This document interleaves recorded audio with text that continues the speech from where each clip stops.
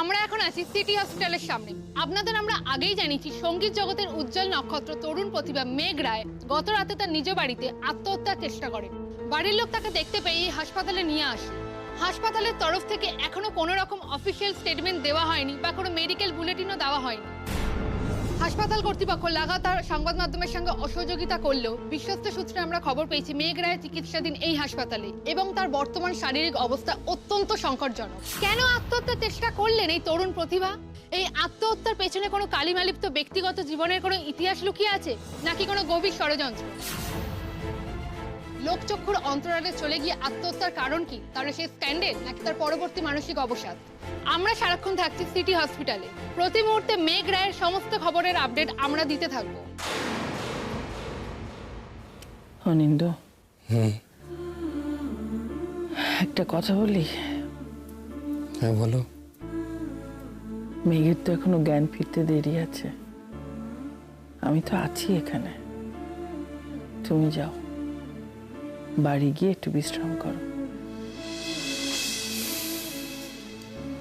বিশ্রাম? কি করে বিশ্রাম করবো মধুমিতা? আমার মেয়েটার চারপাশে প্রচুর আগাছা জন্মে গেছে জানো, সেগুলোকে পরিষ্কার করা দরকার।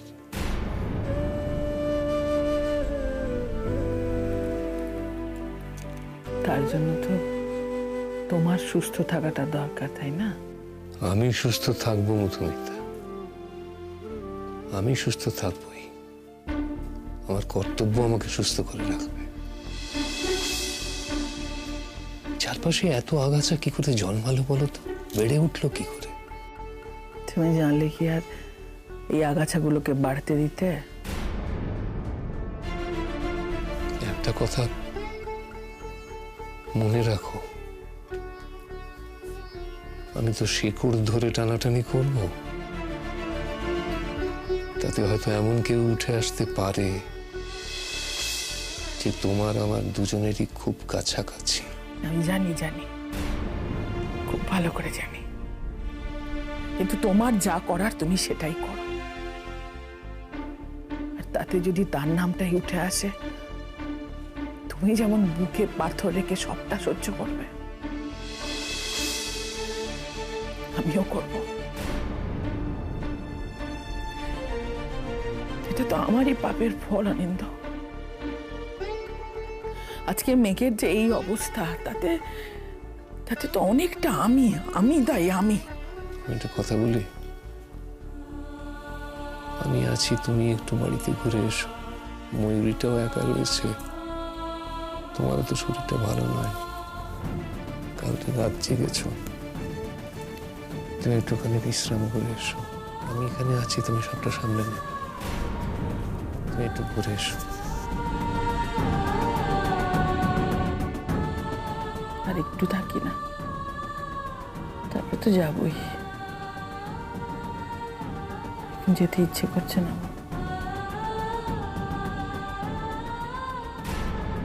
হ্যাঁ, আপনি তাহলে একটু দেখে নেবেন এটা।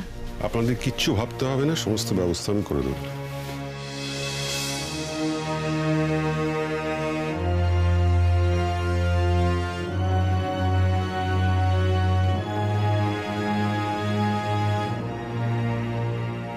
এখানে কোনো রকম জোর করবে না, কোনো রকম আনপ্লেজেন্ট সিচুয়েশন যেন না। আচ্ছা, আমাকে কি ভাবো বলো তো তুমি? আমি কি এতটাই ইনসেনসিটিভ? আমার কোনো সেন্স নেই?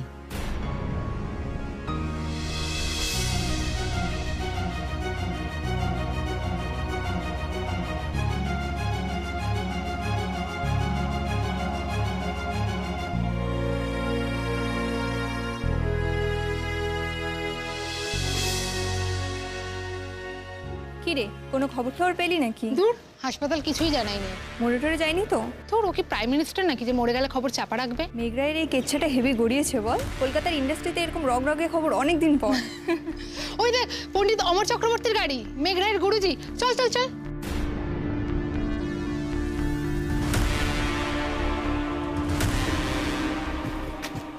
পণ্ডিতজি, আপনি কিভাবে এই খবরটি পেলেন? পণ্ডিতজি, আপনার এই ঘটনা সম্পর্কে আপনার প্রতিক্রিয়া কি? আপনার ছাত্রী কেন এরকম করলো বলে মনে হয় পণ্ডিতজি?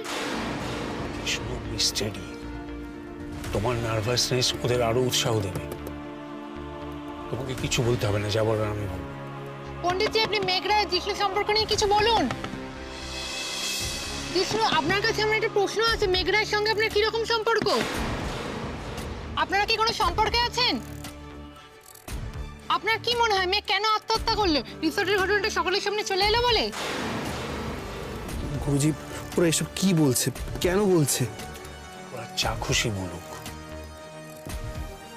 ওরা তোমাকে নানাভাবে উস্কাবার চেষ্টা করবে, তোমাকে ইরিটেট করে তোমার মুখ থেকে বেফাস কথা বার করার চেষ্টা করবে।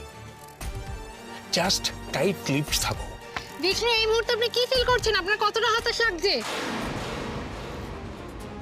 গুরুজি উত্তর দিন, আপনি বাইরে আসুন, আমাদের আমাদের প্রশ্নের প্রশ্নের উত্তর দিন। তুমি আমার সঙ্গে নামবে। আর সুকুমার, দেখো, তখন তুমি গাড়ি নিয়ে ভেতরে চলে যাবে সোজা। গুরুজি, আপনি চুপ করে থাকবেন না। গুরুজি, আপনি চুপ করে থাকবেন না, কিছু বলুন।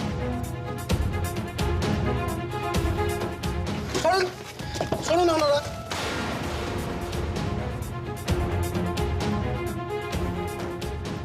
আপনারা হাসপাতালের গেটটা ছেড়ে দাঁড়ান, ছেড়ে দাঁড়ান। শোনুন আপনারা, শোনুন। এখান দিয়ে হাজারটা অসুস্থ মানুষ যাতায়াত করে, সরে যান। মেঘ রায় কেন সুইসাইড করলো বলে আপনার মনে হয় পণ্ডিতজি? আপনারা সরে না দাঁড়ালে কেউ একটা কথাও বলবে না। এই ওদিকে। শোনুন এখান দিয়ে, শোনুন, শোনুন। আমার সঙ্গে এসো।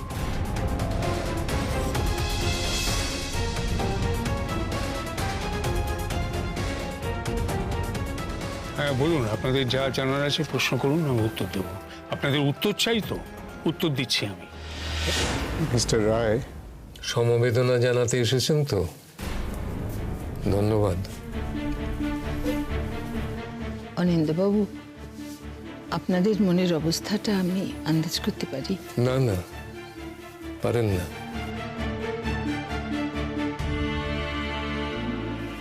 একদমই পারেন না। আমার আর মধুমিতার মনের অবস্থা কি সেটা আপনার পক্ষে বোঝা সম্ভব নয়। ঠিক ঠিক বলেছেন আপনি। আমরা ভাবছি আপনার মনের অবস্থাটা আমরা বুঝতে পারছি, কিন্তু আদপে তা পারছি না। হয়তো সম্ভবই নয় সেটা বোঝা। আচ্ছা, কেমন আছে এখন মেঘ? ডক্টর গুহর কাছে তো আপনারা শুনেছেন, আমি আর নতুন করে কি বলবো। তবে আমাকে যদি জিজ্ঞেস করেন তো আমি বলবো যে সে নিজের মতো নেই। বাকি সবাই তাকে যেভাবে রেখেছে, যেমন রেখেছে, সে তেমনই রয়েছে। মধুমিতা, অনিন্দ্যবাবু, আমি জানি আমাদের পরিবারের প্রতি, বিশেষত আমার প্রতি আপনাদের তিক্ততার অনেক কারণ আছে। হ্যাঁ, আমরা মেঘের সঙ্গে যেটা করেছি সেটা তো অক্ষমনীয়। ওকে তো আমরা যোগ্য সম্মান দিতে পারিনি, আর এটার জন্যে সব থেকে দোষী যদি কেউ থাকে তাহলে সেটা আমি স্বীকার করে নিচ্ছি। কারণ আমার পরিবারের লোক সাধারণত আমার কথাই শুনে চলেন। আর মধুমিতা, সেই জন্য আমি বারবার আপনাদের কাছে মাপ চেয়েছি। আমি মেঘের কাছেও ক্ষমা চেয়েছি। আমি আবার হাত জোড় করে ক্ষমা চাইছি আপনাদের কাছে। ডক্টর গাঙ্গুলি, ক্ষমা আপনি চাইতেই পারেন, যে কেউ চাইতে পারে, কিন্তু সবসময় তো ক্ষমা করার অবস্থা থাকে না। অনিন্দ্যবাবু, আমার মনে হয় এখন আমাদের এই সমস্ত কথাগুলো বলার আর সময় নেই। আমি আপনার কাছে হাত জোড় করে বলছি, এই বিপদটা আমরা একসাথে পেরোই, আলাদা আলাদা না। দেখুন, এটা শুধুমাত্র আপনাদের উপর এসে পড়া একটা বিপদ নয়, এটা আমাদের উপরেও একটা অসম্ভব বড় বিপদ।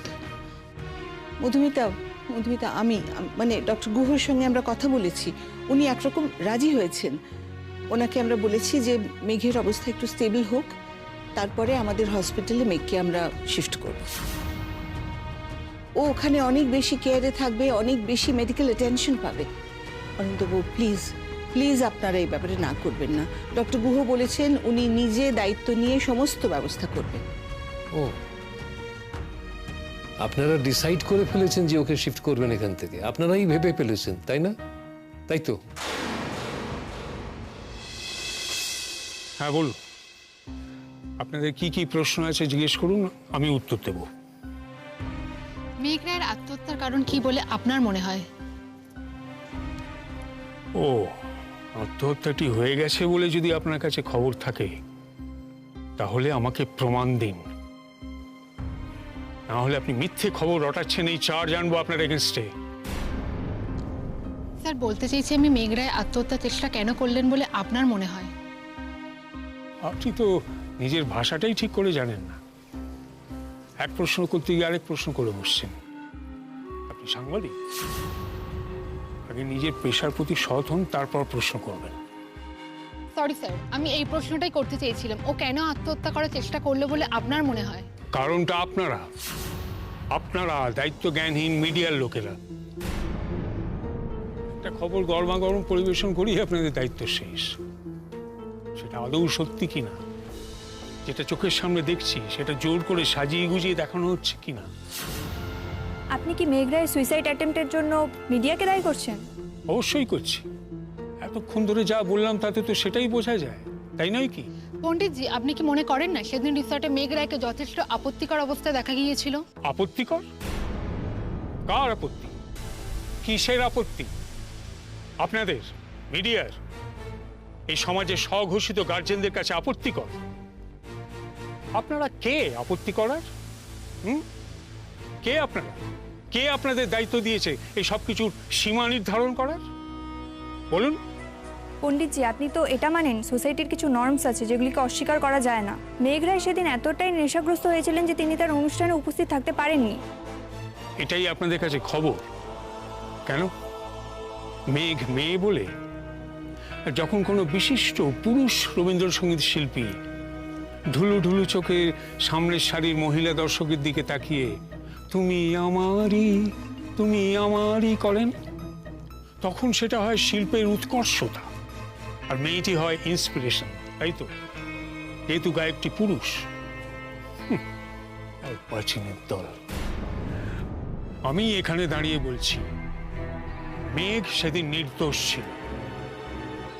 মেঘের বিরুদ্ধে একটা বিরাট ষড়যন্ত্র হয়েছিল, সেই ব্যাপারে আমি নিশ্চিত। আর আমি এও জানি সেই ষড়যন্ত্রের রহস্য একদিন না একদিন উদ্ঘাটিত হবে। ইনফ্যাক্ট মেঘ সুস্থ হলে আমি ওকে বাধ্য করব এই রহস্যের শেষ অবধি পৌঁছতে। আর সেটাই হবে মেঘের কাছে আমার চাওয়া গুরুদক্ষিণা।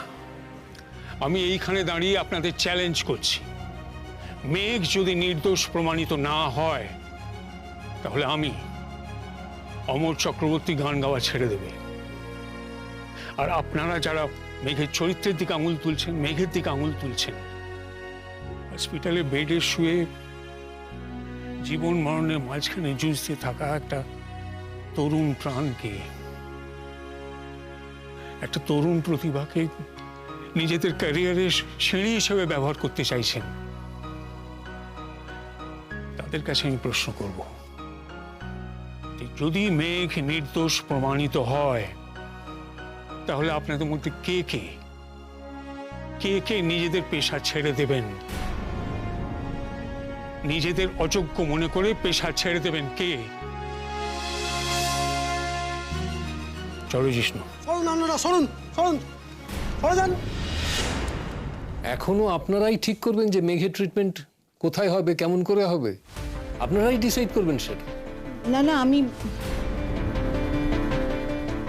আমি আসলে কথাটা ওইভাবে বলতে চাইনি, আপনি আমাকে ভুল বুঝছেন, আপনি একটু ওভার রিঅ্যাক্ট করছেন। আসলে আপনি হয়তো জানেন না, আপনি হসপিটালের ভেতরে আছেন তো, তাই আপনারা জানেন না যে হসপিটালের বাইরে কি হচ্ছে। দেখুন মিডিয়া জেনে গেছে যে মেঘ সুইসাইড অ্যাটেম্প্ট করেছে আর এই হসপিটালেও ভর্তি রয়েছে। বাইরে ভিড় জমে গেছে, মিডিয়া একদম হায়নার মতন ঝাঁপিয়ে পড়ছে। আবার মিডিয়া? আবার ওরা? আচ্ছা, ওরা কি চায় বলুন তো? আমার মেঘকে কি একটু শান্তিতে থাকতে দেবে না? ওরা কি চায়টা কি? আমার মেঘ কি মরে গেলে ওরা শান্তি পাবে? দেখুন মেঘ যে এখানে আছে এই কথাটা তো এখান থেকেই লিক হয়েছে। ভেতর থেকে এই খবর না বেরোলে এই সাত সকালে মিডিয়ার কাছে খবর পৌঁছে যাবার তো কথা নয়।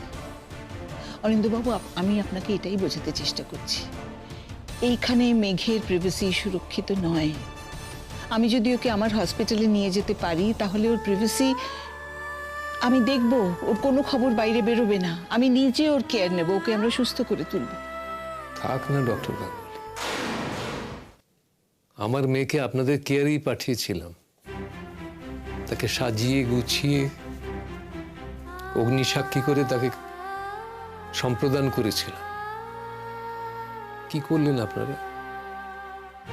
একবারই লোকের সামনে তাকে অপমান করলেন, দাঁড় করিয়ে তার চরিত্রের দিকে আঙুল তুললেন। আরো আরো কত কত কত বলবো? ছেড়ে দিন, ছেড়ে দিন। আমরা ওর বাবা মা, আমরা ঠিক করবো ও ও কি হবে, ও কেমন করে চলবে, কেমন থাকবে, আমরাই ঠিক করবো। আনন্দবাবু, আমি জানি আপনি যা যা বলছেন প্রত্যেকটা কথা সত্যি, আমি জানি। কিন্তু আপনি যদি একবারের জন্য এইসব কথাগুলো ভুলে গিয়ে ভুলে আমার মেয়ের অপমান আমি ভুলে যাব? আমি যতদিন বেঁচে থাকবো ততদিন এটা আমার মনে থাকবে। ডক্টর গাঙ্গুলি, আমি হাত জোড় করছি, আপনারা এখান থেকে চলে যান। আমার মেয়ে এখানেই থাকবে, ওর যদি বাঁচার হয় তো এখানেই বাঁচবে, এখানেই সুস্থ হবে। আজকে আমার মেয়ের যে দুর্ভাগ্য তার জন্য আপনাদের পরিবার এবং আপনাদের ছেলে দায়ী। সুতরাং আমাদের কাছে আপনারা ঘেঁষবেন না, আমি ঘেঁষতে দেব না। দরকার হলে পুলিশের সাহায্য নিন। আর এটাও বলে রাখছি যে আমার মেয়েকে যদি আমি সুস্থ করে এখান থেকে নিয়ে যেতে পারি তাহলে আমার প্রথম কাজ হবে ওর সঙ্গে নীলের ডিভোর্সটা শেষ করা। ওর জীবনে আপনাদের ছায়া এবং আপনার ছেলের ছায়া আমি আর পড়তে দেব না।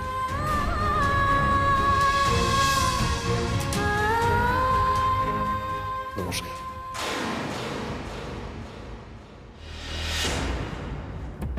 হ্যাঁ, আমি দিব্যেন্দুর সঙ্গে কথা বলছি। হ্যাঁ বলছি, আপনি?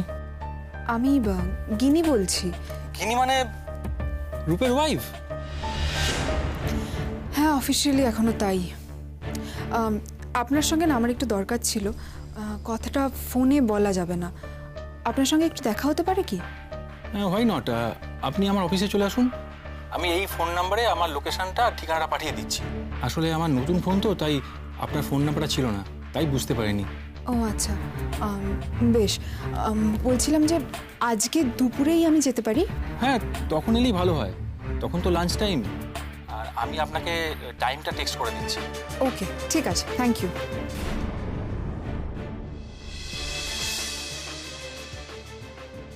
এবার অপারেশন মেঘের বদলা। রূপ সান্যাল, তোমাকে আমি এবার শেষ করে দেব। অনেক দিন ধরে তুমি সবার অনেক সর্বনাশ করেছ, আর নয়, এবার আমি তোমাকে একদম শেষ করে দেব, একদম শেষ।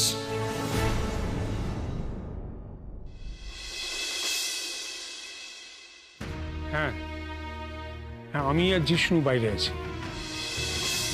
না না, ঠিক আছে, আমরা এইমাত্র এসছি। বলছি যে মেঘ এখন কেমন? ওকে ওকে ওকে, ঠিক আছে ঠিক আছে, আপনি আসুন, আমি অপেক্ষা করছি। আচ্ছা।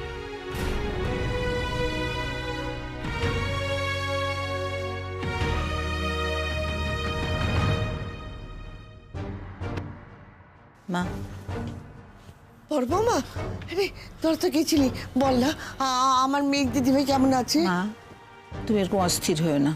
তুমি অসুস্থ হয়ে পড়লে আরো এক বিপদ হবে। আমার কথা ছাড়ো না, আগে বলো আমার দিদিভাই কেমন আছে? মা, এখনো বিপদের বাইরে সেটা তো বলা যাচ্ছে না, যথেষ্ট ক্রিটিক্যাল অবস্থা ওর। আমাদের ধৈর্য ধরতে হবে মা। ওকে, ওকে তুমি দেখতে পেলে? আমার দিদিভাই একদম শুকিয়ে গেছে, তাই না? একটু শান্ত হও মা। ওকে তো ওরা এখন আইসিইউতে রেখেছে, কাউকে যেতে দেবে না ওখানে। আমি ওকে দেখিনি। ওর বাবা, আমাদের কাউকে ওখানে যেতে দেননি। ও বড় বৌমা, আমাকে ওখানে যেতে দেবে না একটিবার? শুধু তোমাকে একটা বারের জন্য যেতে দিতে রাজি হয়েছেন অনিন্দ্যবাবু, আর কাউকে না, এমনকি নীলকেও না।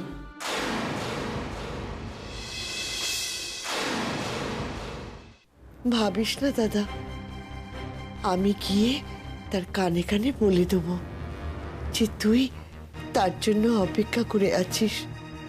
দেখবি সে ঠিক বুঝবে, ঠিক জানবে।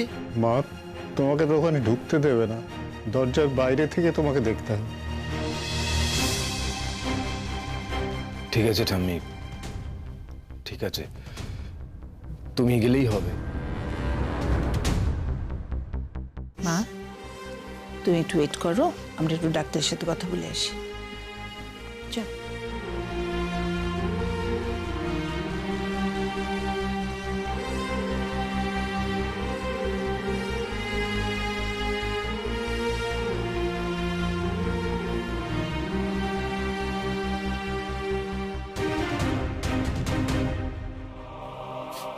আপনি একটু অপেক্ষা করুন, আমি নিয়ে যাব। ঠিক আছে।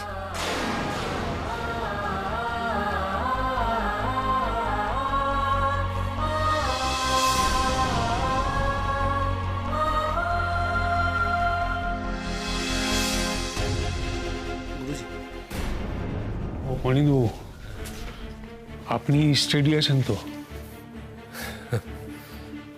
হ্যাঁ, আমি স্টেডি আছি। কালকে যখন ওকে বাথরুম থেকে ঘরে নিয়ে গেলাম, 4-5টা রক্তে ভেসে যাচ্ছে, কি করে যে ওকে তুলে নিয়ে ঘরে গেলাম, আমি অত জোর পেলাম কি করে কে জানে। স্টেডি তো আমাকে থাকতেই হয়, যতক্ষণ আমার বাঁচার ইচ্ছেটাকে ফিরিয়ে আনতে পারছি তত স্টেডি তো আমাকে থাকতেই হবে। কি বলবো, আমি একটা কথা বলতে পারি অনিন্দ্যবাবু, আমি আপনার পাশে আছি। দেখুন, মেঘ তো শুধু আমার ছাত্রী নয়, ও তো আমার কন্যা সম। মেঘ একটা প্রতিভা, সেটা আমি এইভাবে নষ্ট হতে দেব না। অনিন্দ্যবাবু, আপনাকে না জানি আমি আজ প্রেসের কাছে একটা চ্যালেঞ্জ নিয়েছি। মেঘের বিরুদ্ধে হওয়া এই ষড়যন্ত্রে শেষ অবধি আমি দেখব, যারা দোষী তারা শাস্তি পাবেই। আপনি শুধু এইভাবেই শক্ত থাকবেন, কেমন? আমি পুলিশের ওপর মহলেও যাব, দরকার হলে মিনিস্ট্রিতেও যাব, আমি এত সহজে ছেড়ে দেব না।